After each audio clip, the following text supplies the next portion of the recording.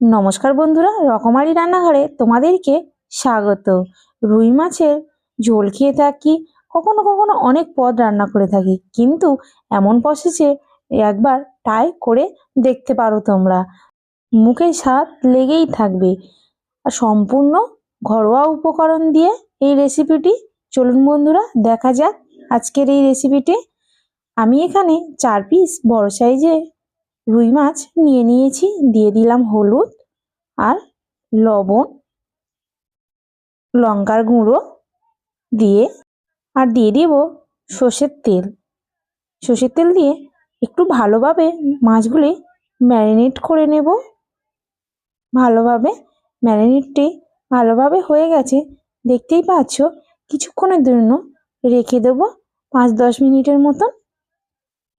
কড়াইতে তেল গরম হয়ে আছে, এবার মাছগুলি একে একে সব মাছগুলি ভেজে নেব। মাছগুলি ভাজতে থাক, ততক্ষণে একটা মশলার পেস্ট বানিয়ে নিই।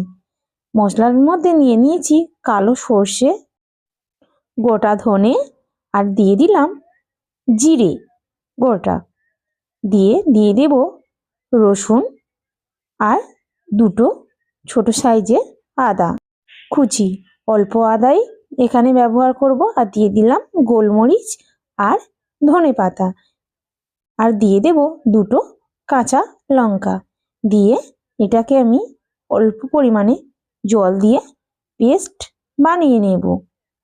ততক্ষণে মাছগুলি আমার ভাজা হয়ে গেছে, আমি নামিয়ে নিয়েছি। মাছ ভাজার যে তেলটি বেঁচেছিল তার মধ্যে আমি দিয়ে দিলাম কালো জিরে, গোটা জিরে মরিচ আর হলুদ গুঁড়ো, দিয়ে দেব কাশ্মীরি লঙ্কার গুঁড়ো।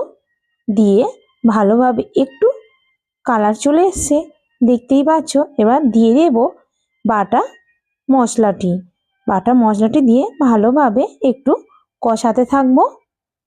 অনেকটা তেল ছাড়তে শুরু করে দিয়েছে মশলা থেকে। এবার দিয়ে দেব টমেটো বাটা দিয়ে আবারও মশলাটি ভালোভাবে কষাতে থাকবো।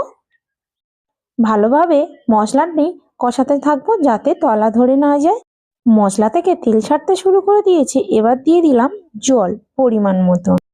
তরকারিটি ফুটতে শুরু করে দিয়েছে, এবার দিয়ে দেব একে একে মাছগুলি দিয়ে আরও কিছুক্ষণের জন্য হওয়ার জন্য একটু অপেক্ষা করব।